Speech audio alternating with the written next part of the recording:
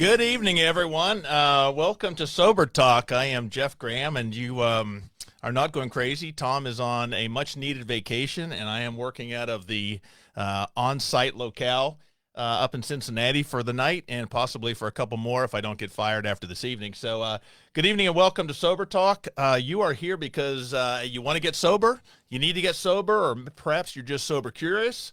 Whatever the reason is, definitely glad you're here. How do you know if you have a drug or alcohol problem? Simple, if it causes problems. And Lord knows, I know it did. Tom and I have quit more times than we can remember, but hopefully together this will be our last run at this thing. So again, I am Jeff Graham. It's good to see all of you. And hopefully some of the chats are working. Feel free to tell me if it's doing okay or whatnot, or my hair, or who knows what not. So anyways, good to have you guys. Tonight is my first run at this thing. Kind of new to it, not sure what to do. I do have a guest or two lined up. I wanted to kind of just chat a little bit. Some of you have seen me before on this, and I was going to give you a little just synopsis or a little brief story about my background, just to give you an idea of where I come from. But one of the things, I was looking around in my office as I was clearing everything up this morning, getting ready for the show, and I found Tom says at the beginning, you know, how do you know if you have a problem? It's caused a problem. And I thought it'd be kind of fun just in the chat. When did you think or know that you had a problem? And I'm going to say, let's make it a little lighter tonight, because this could be my one and only show for Tom. So let's have some fun for my hurrah, or hopefully not the only one. But anyways, keep it light. But I found something that when I was years ago, God, this is probably 15, 20 years ago, Christmas morning, I was starting a new job. And I've kept this thing because this was a sign that I knew that I possibly might have a drinking problem. And it's a cherished heirloom of mine. But I was setting up a new office, and I was getting some furniture. And I opened up a gift from my wife, if you can see this, hopefully. And Christmas morning, I was probably hungover as usual, sitting around with the kids. And she got me some of you may know what this is, but if you don't, as I didn't, it's a wicker koozie for your beer. And I wanted to be nice. It was a nice gift by my wife. I thought maybe for formal occasions, you know, when you have guests over, you're trying to impress. It wasn't very flexible. I don't know how good a job it would do keeping a beer cold, but it was a nice gift from her, and I thanked her. Found out later that a beer comes close but doesn't quite fit in this thing. But when I realized this was a pen holder and not a koozie, that was possibly my little indication that I could be heading in the wrong direction with this thing.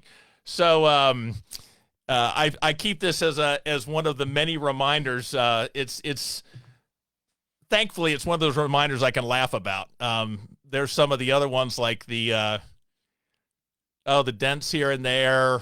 Who knows? There's some memories that I don't want to hold on to that are reminders that I was heading in the wrong direction with the drinking problem. So as your host for the evening, when I've gone to different meetings, I think a lot of people get labeled as, the host or whoever's chairing a meeting or whatnot, that, they're the instructor, there's the teacher, they are the one that's got the answers, and are there to instruct all the students on how to do this. And I want to let you guys know, I do not have the answers. I am here because of that. I can tell you, though, I don't have the answers, but we do have the answers, and we just have to find them together. And I've done a very lousy job of finding them by myself, so that's exactly a good reason why I'm here, and hopefully you guys are here as well. Let's see. I'm just looking at some of these real quick. When I sat in jail for 11 days by Brian, yeah, that could be a sign. I guess that would work. Drunk driving. Yeah, those are tough ones. I was kind of hoping to keep it a little lighter, but yeah, we've all had them. I mean, there's things that, I look back and it's that day when drinking no longer became fun. When I was early drinking, I'll go into that in a little bit, but I really, like us all, it made a good time even that much better. And at some point in my life, that changed and it became um, medicinal more than fun. I still enjoyed it, but I added the element of needing it.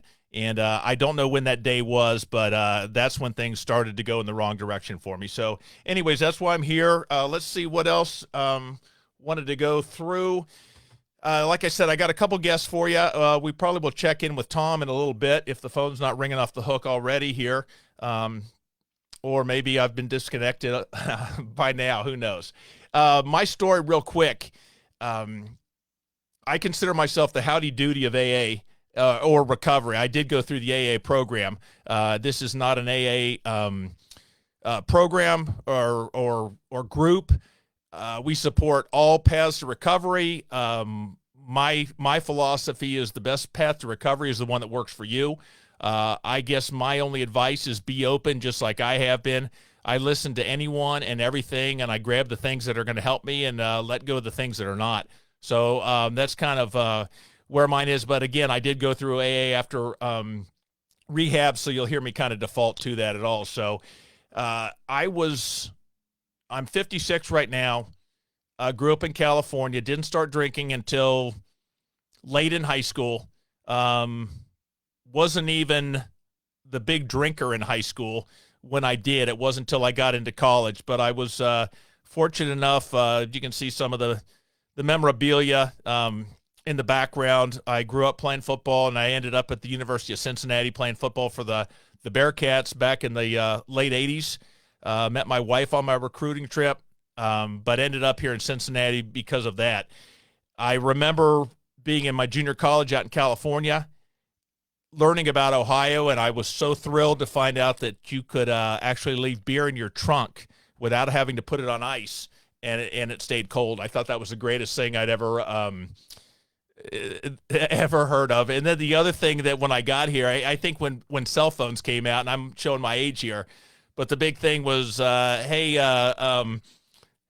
Tom, guess where you'll never guess where I'm calling you from. My car, from a plane, or whatever. I think when I was, another sign you have a drinking problem, when I called my buddies, I said, you won't believe where I'm calling you from. I'm calling you from, they call it a drive-through in Ohio. You can stay in your vehicle. You drive into this building. A guy or a girl walks out to you, asks you what you want. You give them money. They bring the beer to your vehicle. You don't even have to get out. Put it in your car and you drive away. I thought, I'm home. This is too good to be true. So anyways, I came out here. I was fortunate enough to I did get a scholarship playing football, which was great. And because of it, my dad gave me a gas card, and he said, I will pay for your gas if you keep your grades up. Another sign that I might have had a problem when I was in college, living at UC, my dad called me one week and said, Jeff, you do live on campus, correct? And I said, yeah, I do, Dad. Why do you ask? And he said, well, do you want to explain why I have a $400 gas bill for the Shell station? And of course, I started with, well, Dad, it's a huge campus, and that truck of mine gets really lousy mileage. But I think he and I both, well, I knew, but he knew that the truth was that $397 of that $400 was for beer, and $3 went for gas. There was probably some hot dogs mixed in with the deal, but that was a sad day when that gas card got ripped up. So anyways, out here, went to school, and I became I could outdrink pretty much anyone on the team. My nickname was I was nicknamed after one of my childhood heroes, Otis Campbell from the Mayberry Andy Griffith Show. So I was Otis Graham. There was a couple of Otises on the team that we were named appropriately. I won't speak for the other guys, but I think the name fit. But went through school. I met my now wife of 31 years on my recruiting trip out here. Big beer drinking family. I think I fell in love with her family before I fell in love with her. But we've been together, married 31 years, and dated for 4 of that. I think it was a long time before she knew me when I wasn't drinking. Obviously not during the day, but it was a nightly thing for me. I was able. It was beer was my best friend. I hate to say that, but we had some great times together, and that's one of the things I think people really struggle when they quit drinking. There's a depression that comes in. The thought of living without alcohol can be pretty daunting and depressing to a lot of people. I know it was to me as well, but I've kind of learned over the 11 months I have of sobriety. That was a best friend of mine. It's like losing a friend. It's like burying a friend, saying goodbye to someone that we laughed together, we cried together, we did just about everything there was to do together. And when I had to say goodbye to him after he turned ugly on me and wanted more than just to be my friend, he was the guest that I used to love to invite over for dinner. He would bring his 23 of his best friends with him, and they were always welcome in my house, but he became that guest that just wouldn't leave after a while. And soon he started not just bringing his 23 buddies with him, but their friends as well. He became someone I wanted to ask leave, but I never knew how to. So anyways, college, kids, everything successful, happy. I call myself the howdy doody. I've never been in jail. I've never had cuffs on. I've never had a DUI. I have not lost a job. Thank God I still have my wife and kids. I was a day away from losing them. I was an exit away from getting a DUI. I was an exit away from killing myself or someone else. It got bad. And this disease, for me, and I believe for just about everyone that will admit it, it's very progressive.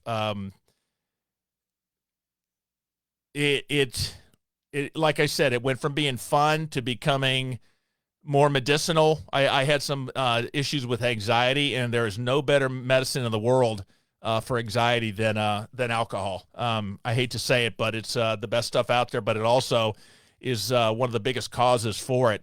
I didn't know that at the time, but I was basically putting fuel on a fire. I was drinking to alleviate the anxiety, which it did great. But in the morning, it made it come back even harder. So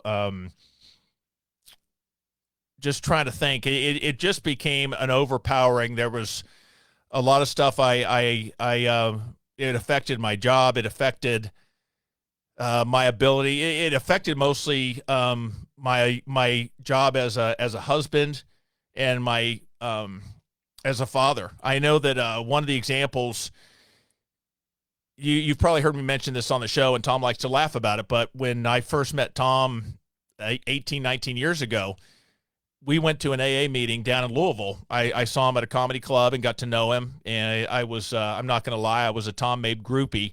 I thought his Revenge of the Telemarketer albums were about the funniest things I've ever heard. I still think they are. If anyone hasn't heard them, get out and get a copy, and that's not a plug that I'm endorsing for Tom. I'm just telling you they're some of the funniest stuff I've heard. But I was got to know Tom, and we went to, I don't even know how it came about, but we went to an AA meeting in Louisville, and it really was a great meeting. In fact, it was so good that it affected me so much that I made it a whole 5 minutes before I pulled into a mini mart to pick up beer for the drive back to Cincinnati. But one of the things I did, talking to a gal, and so many people in recovery have met that one person that touched them in a way that affected their life, whatever, that they would love to go back, and no idea who they were. But it was a gal I met in there, and we were talking after the meeting, and I said, she asked me the hint questions, and I said, I know I drink too much beer, but I don't think I have a problem with alcohol. I just love to drink beer. I come home at night. I don't go out. I don't cheat on my wife. I don't even go out with the guys. I don't go to the bars anymore. I just like at night when I get home, I like to go in the garage and tinker out there. And I have a little 19-inch TV with rabbit ears. I like to watch Hogan's Heroes and whatever else is on MeTV or any of the reruns, and just drink beer all night. And I said, I'm not cheating on my wife. I'm not doing anything. And she said something that really struck with me. She said, "Yeah, you are cheating on your wife. In fact, you're the mistress is that TV in the garage." And I said, "What are you talking about?" And I don't watch porn out there. I don't even think they had it on cable then. But anyways, joke aside. But I was spending instead of spending time with my wife, she was inside by herself with the kids. I was cheating with her on the TV out in the garage. And when she said that, it really struck me that um, I was not unfaithful in what the sense that is the common one. I was unfaithful and I was not there for her and with her. She works all day taking care of the kids, and then I come home and play with them for a little while, and then I go out in the garage and drink beer. So looking back, that really struck me. Long story short, I did go into rehab when I was, I guess, November of last year. Went in for a 7-day stint, checked myself in. I think I was at that point where I was going to lose everything. I was kind of given the ultimatums. I will never blame anyone that gave me those ultimatums because I deserved it, and I earned those ultimatums, and I'm glad I got them because I don't know if I would have made the decision had I not been put in that spot. Anyways, I did 7 days in rehab here in Cincinnati, got out, felt like a new man. I went 3 months, and then last year, about this time, Super Bowl weekend. In fact, I've got 11 months sobriety right now, so coming up a year in the Super Bowl. But Super Bowl weekend, my wife was out of town. The kids are, we were empty nesters, and I had been a good boy for almost 3 months, and I knew this is my time. I deserve the reward, and I could get away with it, and no one would know. And that weekend really turned into a bad situation. Again, the law wasn't involved. I didn't wreck any cars, but so some really bad things happened, and some memories that I gave my kids and some people that I'll never be able to take back, and it makes me sick.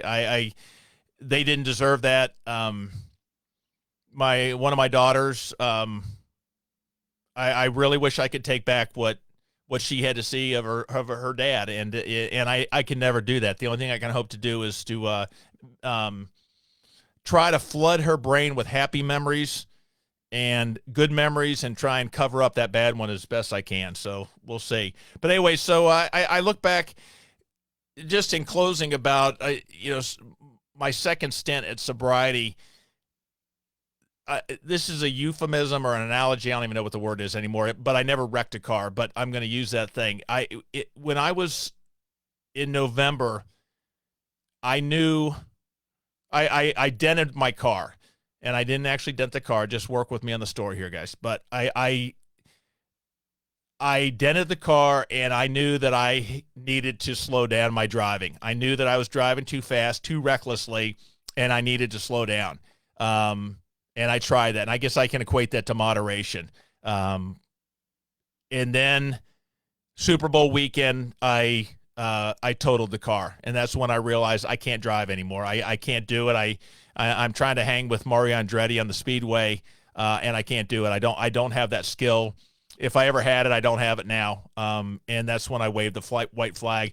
That weekend sucked for a lot of reasons for me. But it was the best thing that could have happened for me. What I went through talking to my kids, what I put them through that weekend, I never want to think about those events. I never want to listen to them talk about those events again. I never want to relive those events again. And I pray to God that I never forget those events again, because if I forget that past, I'm going to be in big trouble. So anyways, that is kind of my story. I am thrilled to be here with you guys. I'm jumping around because I have really no clue what I'm doing. So just kind of first night jitters, but I'm going to give a good friend of mine a call and check in with. This is a gal named Morgan, very good friend of mine here in Cincinnati. And speed dial when you need it. Hang tight here. check in. She has got she's been probably one of the most inspirational people for me over my career, but my career of sobriety. And if she doesn't answer, it makes me look bad. There's gonna be. Oh, I did dial. Well, hold on. Try that again. There, we got it. Sorry about that.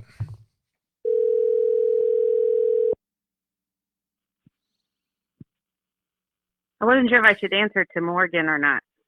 What, I'm sorry. What, Megan? Everyone, Megan, it's good to have you on. Thank you. So, You're looking good out there. yeah, I have no clue what I'm doing. And the sad thing is when this thing's over in 45 minutes or 40 minutes, when I try to turn it off, you guys could all laugh watching me plug buttons and try to figure out how to turn this thing off. You'll probably just see me reach down and unplug the machine because I don't see learning process here. Megan, thanks so much for getting on. So I met real quick. Megan was her youngest daughter and my oldest daughter are still very good friends. Grew up in the same neighborhood. I did not know. I knew of Megan. I didn't really know her very well. But when I got out of rehab, I went into one of my first times in an AA meeting, and it was a morning one. And Megan came walking into the meeting, and I didn't know anything of her background. I thought, oh my God, she found out, and she's here to chew my butt because she knows that I used to drive her daughter around while intoxicated. So I thought she was coming into the meeting to just chew me a new one, but turns out that she was there for a similar reason. So Megan, just how long do you have, and what's your story? Well, it's funny when you said that, Jeff, because I remember going into a meeting that was in the town that I was that we both live in, and for the first time, and I had hesitated going into that meeting. I was still pretty newly sober, and I was afraid I was going to see people I knew, and I did. And it was a pretty small group, but I thought, well, I'm just going to be brave and do this. And one of the people I did know after the meeting said to me, "You look at it this way, we're in here for the same reason." So I kind of changed my tune on how I felt about going into meetings from then on. But I didn't believe that because everyone was just there and pointing fingers and staring at me. It was just like, oh, look at the loser that's walking in. That's exactly. I know what you're saying, and I believe it now. But at the time, well, that's where we got to get over a little. It's all about me, right? Right. Yeah. I that's what I was thinking. So I realized that it took me a little while, but that I started to really follow that this is a we problem, and as far as getting it better, it's a me problem to start with, but it's a we problem to find the solution. So I started. My story is I'm sober 3.5 years. My sobriety birth date is July of 2017. And I also checked myself into rehab. I was not given any ultimatums other than to myself. I had been to a doctor prior and got my physical results, and they weren't great. My liver was not failing, but fatty and damaged. And that was just probably the last red flag that went up for me. I knew things were not great. You were a wine drinker mostly, though, right? Yeah. There weren't enough vineyards for me, Jeff. Loved my wine. And I, had things happen to me in my life over the past 10, 20 years. And no matter what, I was like, don't take this away from me. This is my one thing. I've gone through these other things. Look at me. Oh, woe is me. But I can still have my wine. And just didn't realize what damage it was doing to me on so many levels and in so many ways. Yeah. But it was, decision that I made, and I was glad that I made it myself and that I didn't go in kicking and screaming because. What was what made you say I'm going in? I just Because think it I was had nothing else. I did get the ultimatums, but it was my decision. I was the one that said, I told my wife, I said, I'm going into rehab tomorrow morning. And I said, I don't even want to ride. I'll drive myself. But that was not, the ultimatum was, you got to get this thing done, or because I'm just not going to put up with it. hmm Well, I don't know. I think it was just a combination of things, and I just took a good look in the mirror, and I had been seeing a therapist, and she suggested that maybe I talk to or look into some of the facilities that were available here in Cincinnati, just to talk to someone who specializes in alcohol abuse, or I don't even know if she used that, but I took the information and I made some calls, and one of the first places I called, they brought out that test. They wanted to talk to you, and can you answer any of these questions? And I answered every single one, yes. And I think it was the first time I was really being honest with anyone. I'm like, well, I don't know them. I don't have to do anything with this, and this conversation can go nowhere as soon as I hang up the phone. But I think the only reason I didn't get 100% is my hand was shaking so badly that I missed one of the circles and I colored in the wrong one. But I still got a solid A on that test. yeah, I didn't get a whole lot of A pluses in my life, but I did on this one, and it was over the phone. So she said to me, "Well, we don't have a bed tonight, but we have a bed tomorrow morning." I'm like, "Whoa, whoa, whoa!" He's just inquiring here, just and checking prices. yeah, exactly. Comparing. We haven't even got to the television stations you have. Do you have HBO? Oh my gosh. Can you shoot me a copy of the menu real quick? Oh my gosh, really? If I had only known that. But you can't bring a lot of things with you when you go. And I didn't go that next morning, but I did go a few days later after I shared with my two daughters, and we all cried, and they were very happy that I had made this decision. And I come to find out that my oldest daughter had been going to Al-Anon for 2 years, which I wasn't aware of. So how did that play out? Did she, if you didn't know about it, what was she getting at it? Because I don't know anything about, I've never been to an Al-Anon before. And that's more support, I know, for non-drinkers of a family member. But what did she get out of that? Or, I mean, I guess my question is, why did she wait 2 years or for you to find that out, that she was even in it? I think it was helping her. Her dad also had a alcohol problem, so it was coming at her in different directions. So, she was just learning how to deal with it. That night that we had the call that I told them I was checking in, she said, I just really had kind of thrown my hands up, thought, I love you, but you're probably going to die young, too young. And that, stuck a knife in my heart. See, I'd rather get yelled at any time than I'd rather hear, Dad, you're pissing me off, versus I love you and you're hurting me. That's below the belt. That's cheating. I kind of. And then my younger daughter said, well, this will be good because now we can talk at night. She was living at the time in California, and that's 3 hours time difference, and 9 o'clock at night. I was well into my cups at that point, and there wasn't a whole lot of time for conversations, at least not sober ones. So they recognized that, and they've been living with it. They've been living with me. Had been divorced for a long time, and it was really just the three of us when they were growing up for the most part. So it wasn't like I hid it. I had no reason to hide it because this was my thing. I wanted to do this. Did you ever have the mornings of not remembering the conversation with them and having? Oh, did you? yeah. I used to play detective. Boy, your mom was really upset last night. I know, Dad. Gosh, what was it that they said that really ticked her? Fishing for clues to try and piece it together. Oh my gosh, so much so. And way back when, even when we had answering machines, I was like, thank God I can see who called.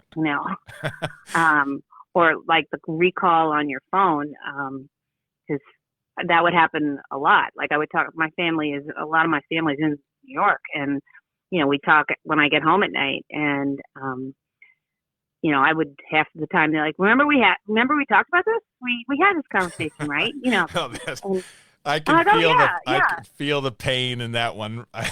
Oh yeah, of course. Well, that goes Or without even saying. like watching like some of these streaming shows. I'd start it and I fall asleep or pass out and I wouldn't remember. And the next day, someone at the office might say, "So how far did you get?" And I'd be like, "I have no idea.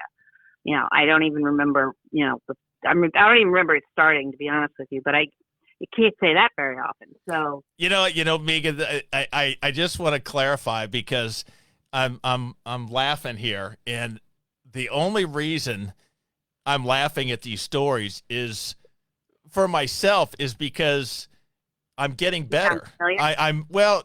Wait, what'd you say?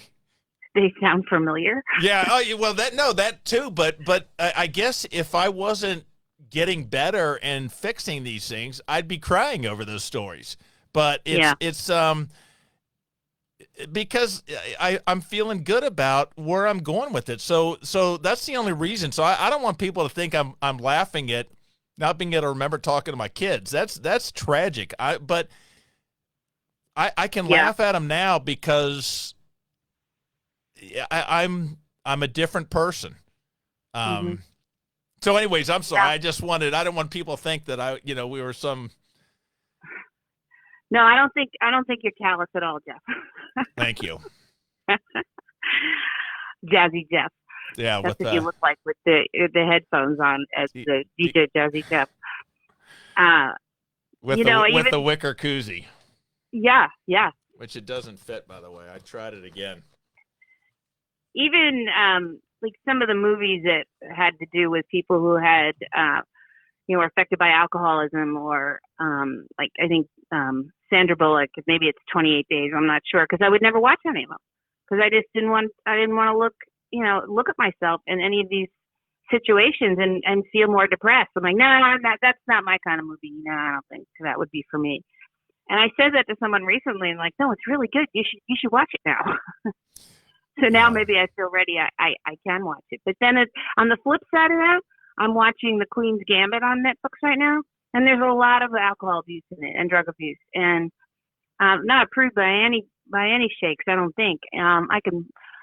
I can take stuff, but and it's a really good series. I just have found myself having to turn it off at points because it's just too much. We Like I just we feel started. bad. My wife and I started Yellowstone not too long ago. And we Hmm. watched most of the first episode, and I think that was on a Friday. And I said, Sunday, you want to watch that again? And she said, well, I'm at I'm at episode 11. And I thought, well, I didn't even finish one. Thanks so much for. That was I've seen most of episode 1, but I hear it was a good one. But yeah, Yeah, but now at least we can, like, you remember episode 1, where you might not have remembered that. yeah, You might have watched 1 through 11 with her and not remembered before. yeah. That's true. Oh yeah, and it is the just pulling the covers up. Hmm. Hey, Dad, looking good. Proud of you. Thank you, sweetie. I appreciate that. Um, Yeah. no, I'll have to. Well, I owe her $5. I told her she put that up. I remember the nights of pulling the comforter up over my mouth and just so that she wouldn't smell the booze. The amount you of didn't think the it was amount of coming out of effort. every other pore in your Oh body? God, yeah. As soon as yeah. Yeah, I sleep with the perfume next to my bed. Like if I pretended it was like bed spray, even though I was using it on myself. Whoops. Oh, Uh, it was the amount of work that I put in. Tom Mabe just said Dutch oven, so he's always got to take my show down to his level. It's such a shame. Drunk testing was always one of my downfalls. Fishing for clues, I love all that, but yeah, the cover up. amount of work I did to hide my drinking and cover up for my drinking, and hey Jeff, didn't I have a 20 in my purse? I Right. I don't know. I mean, I saw one of the boys was. I'm going to get on him, honey. I'm going to chew him out. Don't you worry about it. Let me handle that because that's wrong of him to do that. Um, yeah. Yeah. Sadly, you Good one trying to get out of that. can't blame the dog for smelling like beer. I tried that one; it didn't work. But so Right. so rehab. I think safe to say you never relapsed. I Unlike did not. I have not. what is I know just because we attend meetings together that you're pretty adamant about that. But what are your keys? I mean, when you I fill time here because I gotta I gotta fill the hour here. What did you do that worked? What did you do that didn't work? And what would you have done different? I guess if you can answer that. Um, well, I can't say what I do different because what I'm doing right now seems to be working for me. And, that is every day I wake up and I just say, I'm not going to drink today. And that's the way I started. I had, prior to stopping drinking, I had really no accountability. Okay, I well, let didn't me have anything. interrupt you because I'm here to learn and I'm doing pretty well. I'm at 11 months, but when I wake up in the morning saying I'm not going to drink right now is pretty easy to do. Yeah. It's when 4 o'clock in the afternoon when I think I'm sorry, that was a misprint. I don't know what the hell you're talking about. I never said that. The thoughts at 4 o'clock are completely different than the thoughts um, that I had when I first got out of bed. That Well, I was had those conversations with myself as well, but I was also having conversations with myself in the morning, like where was I going to buy my wine that night that I hadn't bought it the night before? God forbid the guy at the drive-through thinks I have a drinking problem. Well, obviously, I do. And so I had like 4 or 5 places that I'd stop. I'd rotate and go to different places. They got to know me a little bit. So much so that the one I would go to the most after I had stopped drinking for maybe a month, I decided to drive through and just let the guy know I was doing okay. so, Just to say yeah, hi. Hey, how you doing? I, Haven't seen I, you in a while. I saw my picture on a milk carton at one of the drive-throughs. I knew it was. Yeah. I had to tell him. I had a lot of painting parties at my house, and that's how I paid the guys for the work they're going to do this weekend. Was I shared this 30-pack of Natural Light with them, which was such a. And the pimply, and excuse me if anyone's fighting acne issues, this is not meant to disparage, but the pimply 19-year-old kid working behind the counter really was not sitting there going, oh yeah, I can tell you're drinking. This is all for you. I'm calling everyone I know. And I don't think he really cared about what I was going to do. In here, I was putting on my best Academy Award, winning performance saying that, Or I lost a bet. What was the one? The fantasy football night. Yeah, it's draft night for fantasy football. I got all the guys coming over tonight, so got to get a yeah. bunch of beer for them. In my case, it was like dinner parties. They must have thought I was just like, if anyone realized that I was the most social person that ever lived, because I'd go into the wine shop, and I'd, pick up one bottle, and then I'd pick up a different, a different, not flavor, but, I'd get a couple different Chardonnays, and, because I had some friends coming over, and, Bush Light, regular Bush. Yeah, yeah. God. Well, I think, they're gonna like this one. Like, I'm having this completely made up conversation. I had a relative in New York who's had a family member that drank a little too much, and he would say, I was like, so how's it going? And he's like, well, we had some friends over last night. I'm like, oh, who was that? He's like, Glenn and Ellen, and they decided to sleep over. And so that kind of became a long running joke until it really wasn't so funny because I was living that Glenn and Ellen sleepover life. So, what I look back now, and it's like I'll just play this game with you. How much did wine cost? A bottle. How much? Well, let's just say how much did 2 bottles of wine cost you? Probably $20. Okay, so how much did those 2 bottles of wine cost you? And now we can start adding in the kids, the time that you were not with the kids, the time Right. away from work that you could have been doing.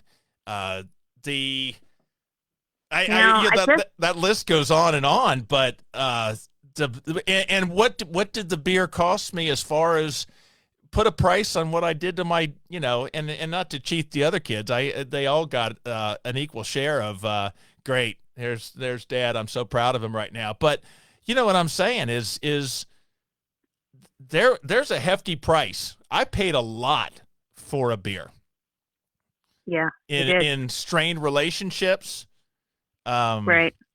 loss of work productivity, the fear, the resentment, anxiety, um, regret, shame, lying. Yeah. You can't really put a price on that. And even though I may have been home, I wasn't really home. I wasn't present. Yeah. Because I was not clear, and I could easily. That was the first thing I did. I walked in, I opened up the bottle of wine, and I started. I'm going to make dinner for everybody, but I'm going to drink all through it. Yeah. It just was a cycle that I didn't have a lot of those yet that you spoke of earlier either. I'm fortunate, thank God, but they were right there. I mean, I heard recently, and I'm not quoting an AA person. I'm quoting like the Real Housewives of New York, I think, when she said that we're all what was it? All a stop sign away from a mugshot, or oh no, we're all just one drink away from a mugshot. And I was like, oh my God, that was Yeah. kind of funny, but it's also really sad. And that was my day to day. So if my day to day changed by saying, I'm not going to do that. It was my challenge was, I had no accountability, and that was so easy to drink. But also, I came back out of rehab, and I still didn't have the accountability because I was living by myself at that point. My girls are gone, but I found other things to do with my time. Like you said earlier, we spent a lot of time thinking about how we were going to drink. In the morning when I would say, you said, you say something in the morning, and then at 4 o'clock you've changed your mind. I wasn't thinking in the morning anymore where I was going to buy my wine that night. That was a huge. Yeah. It's a small victory, but it was a huge victory for Oh me God, because my mindset was changing. I was thinking in a different, in a more positive mindset for my day to day. So that was pretty cool, and I finally started to get some sleep. Yeah, good point. I wasn't passing out anymore. I wasn't waking up at 2 a.m. Maybe I'll just have another glass. They'll put me back to sleep. It was, like I hadn't slept in 5 years. And it was Mannix at 2 o'clock, Cannon at 3, Barnaby Jones at 4.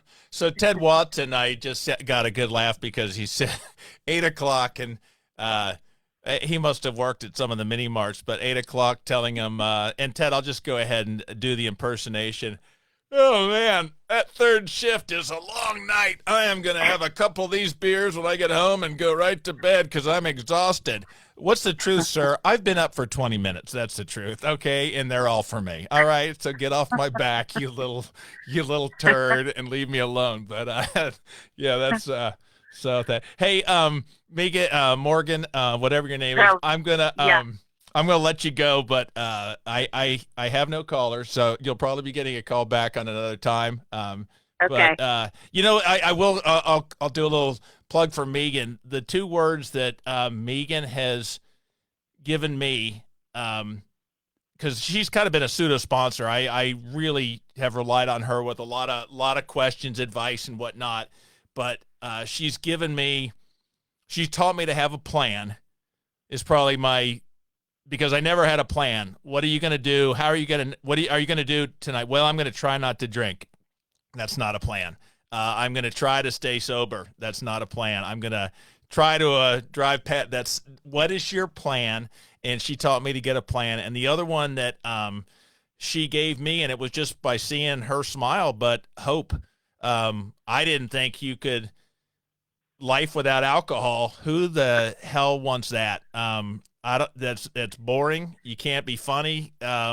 Who wants to go to a football game without drinking? Who wants to do anything without drinking? And Well, I hope I've proven to you that people can still be fun without drinking, because I'd nah, like to not think of not really. myself Well, as a funster. it's Tom Mabe is the one that's struggling to show me that you can still be funny without alcohol, because it ain't happening. So I think that's another my conversation. mic just went dead. I don't know where.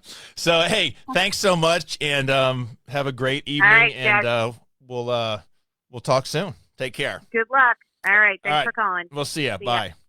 And I am gonna now check in with Carl, who he has given me all sorts of grief over time, but he's more of a senior member than I am on this deal. So check in with him real quick. Hi, this is Carl. Please Oh, leave your name and number or well, send me a we text. tried, I'll get Carl. back to you as soon as possible. Thank you. Now he's trying me back, so we'll just At the tone, please. Hey, Carl, what's going on? Hold on, I lost you. Let me hit my little button here. You there? I'm here. Hey, Can buddy, hear how me? you doing? I'm good. Man, you were doing great. Well, okay, so like, I mean, let's face it, Tim Mabe. I mean, we can just forget about Tim. He's out of here. Don't we agree? Hey, Jeff, I saw where you had posted earlier, but man, I tell you, this is a program of honesty, and I'm just going to be honest. You're kicking Tom's ass right now. Tell. I mean, it's gonna be the Jeff and Tom show. Well, you know what? I'm not doing this. I don't want to sound crass, Carl. I'm not doing this for you. I'm doing this for me. This is where, Absolutely. I mean, it's I got to be selfish in it, because if I don't hold on to my sobriety at this point, I lose it all. I mean, everyone, I'm not going to get it. I don't have another second chance. So I am selfish about this, and if it means not being with my wife and kids for an hour doing this thing, that's okay, because I'm fine with that, because the rest of the time I'm with her and them, my head's cleared, and I'm a good, You have to be totally selfish when it comes to things. Otherwise, it doesn't matter. And like some guy used to tell me in one of the meetings, I know I got one more drink in me, but I don't know if I got one more recovery left. And that always hit home with me. Well, how many times did you try to quit? I mean, I got one success out of 500 attempts. I don't want to go through those numbers again and hope that another sobriety works, or another run at sobriety. I had too many. I mean, I failed. I never. No. Yeah, forget it. I'm not. The odds aren't in my favor. I can't. I can't roll those dice. You and I are close to the same age. Hey, I noticed 63.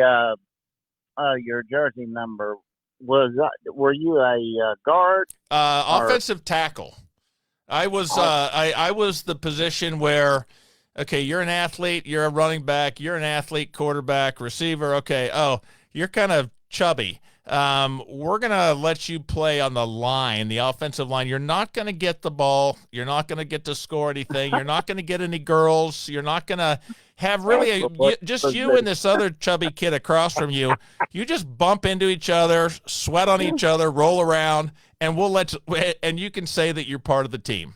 So, yeah, that was, my number was 63. I was guard and middle linebacker, but what brings this up in all the helmets, and I think more and more we're discovering now how much damage is done to the brain, especially football players, but it happens in other ways too. The brain becomes damaged even through verbal abuse. There's a TED Talk, and I was telling Tom the other night, so please watch it. But it shows the actual brain scans of the damage that's done.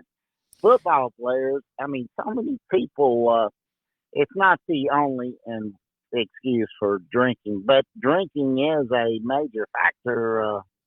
And then the drinking, of course, only makes the damage worse. Yeah. I'm not showing I don't, the moments I have, I don't know if it's age, or if it is from that, it's minimal. Um, Yeah, we'll see what happens, but yeah, that's this, another topic. We can solve those problems another day, but yeah, that's um, but back to your topic. I mean, the stopping, the starting. I mean, man, when it got to the point, I self admitted myself to AA. Then I had self admitted myself to 60 day that turned into a 90-day recovery. Felt great. 90 days later, back at it. You know, the brain simply, my brain simply does not forget about alcohol. It's it'd be very challenging. Something would be wrong if I did, I think, but I don't think about drinking as something fun as it used to be in the very beginning.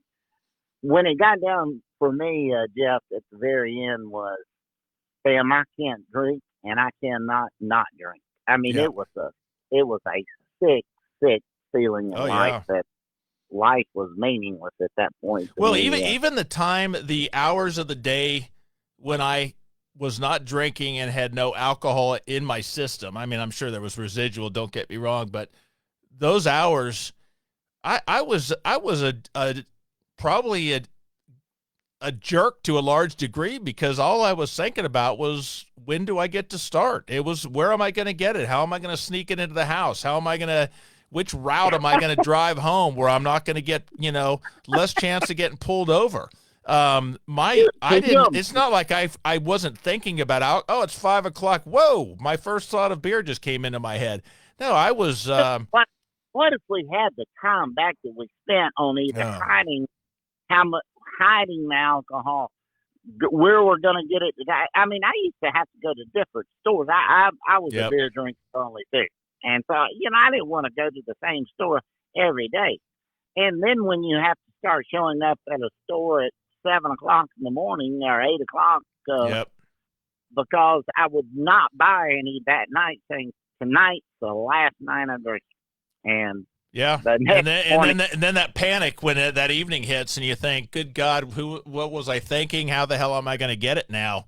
Yeah, there the cycle is just, it's just so, the one we were talking about, the temptations, and it bummed me out, that I was watching Saturday night. I was watching a movie, and I remember, because the gal in the movie was down in some hard stuff, and it just kicked in my brain real quick about, man, it's a Saturday night, I'm watching this movie. This thought, boy, it'd be so much more fun, and I don't know why. I struggle with it, but why it was still there. It'd be so much more fun to be just pounding beer while watching this movie, and it really bummed me out. And I talked to some people about it, and there's a lot. It's just like with sports, there's muscle memory, but it's muscle memory of the brain. I drank on a Saturday night. I'm 56. I had a little stint of homebrewed sobriety, but basically my entire adult life, I drank on Saturday nights. You don't just quit for 11 months and forget that. That doesn't go away. And someone made a good little analogy that it just it kind of bummed me out that I was having those emotions or that craving. But someone said, you don't have to. It's like a vote. I just need to have. I don't need a unanimous vote to. I just got to get a majority. I got to have one more vote to not drink than to drink. So just like in any election, there are going to be votes on both sides, and there's nothing wrong with having those bad votes, or the votes I don't agree with, that are saying, let's drink, let's drink, let's drink. As long as the majority of my votes are going for don't drink, I'm okay. I win the election. So I don't know. It was exactly. a neat little, scenario. There was a female in a meeting, real quick, that told me something. I guess it's my fourth or fifth weekend in the program, and she came up to me and she said, you know, Carl, you don't have to drink. I mean, you don't have to, and that's all she said. Yep. And the more I thought about it, you know, if I could, and to make it past those moments when the alcohol says, "Hey, let's just have a couple and calm down." Oh It yeah. doesn't. You don't have to, Carl. You don't have to. That's a great point, because I didn't think you could even begin to do any of that without drinking, and now I'm starting to realize that you can. Hey, Carl, I'm going to jump off. Last question. Yeah, go ahead. What is what is your favorite thing about not drinking, other than the love and care for your family and relationships? What's the best thing that you can think of that happened, that all of it's good? Boy, what's your favorite? Can you give me like 3 options? Can I? Well, let's say cognitive skills, memory. You know, it wasn't. You want one? Okay, here's one. I can eat soup again. There you go. There's something. And you think I'm joking? I am thrilled. I couldn't eat soup for the longest time. That spoon, I'd have 3/4 of that spoonful on my shirt before it ever got to my lips. And I can now eat soup. And that's, you think I'm joking? I'm thrilled with that one. That's that's a massive. So anyways, that's whatever. But hey, Carl, always great talking to you. I'm going to jump on and give Tim Mabe a call real quick in closing. But thanks so much for being on, and I know we'll talk with you again real soon. Okay. Yeah, man. Great job. Thanks for being here. See you, buddy. Have a good night. Take care. All right. So I'm gonna try Tim. Oh, there he is. He's calling me. Hold on. Are you there? Hey, who am I talking to? Is this Mr. Maybe? No, daggone it. No, this is Carl. I just got off the phone with you. You know what? That's actually a damn good impersonation. I had to look at. I don't know what the hell you're talking about. Tom Mabe is a national treasure. I swear to God, I just looked at the phone to make sure I didn't hit a this is Carl. I just want to reiterate that I was wrong earlier by saying that you were good. You suck, Tom Mabe. Tom Mabe is a national treasure, and he's better looking than you. He got far much better looking hair than you got. Well, I know that. I ain't gonna fight you there, Carl. He does have that. Then I just cut the last 20 minutes. It looks good. You get all the gear set up in your basement and everything. I think so. I mean, it's I got to figure out how to turn it off, but I'm not going to touch anything until we're done with the meat of the thing, because who knows what button I'm going to hit that everything's going to just go. Well, south. I gotta tell you, if you this is pretty much a sober talk live. We didn't hit the we didn't think about this, but you're not able to cross post on my other pages, so your numbers and your participants may appear to be a tad lower, and that's because we forgot we had 2 other pages that we shared with you. Thanks. So no, it's because you suck. This is Carl again. I tell you, it's I'm probably pitting out on this gray shirt underneath this pullover. This great job.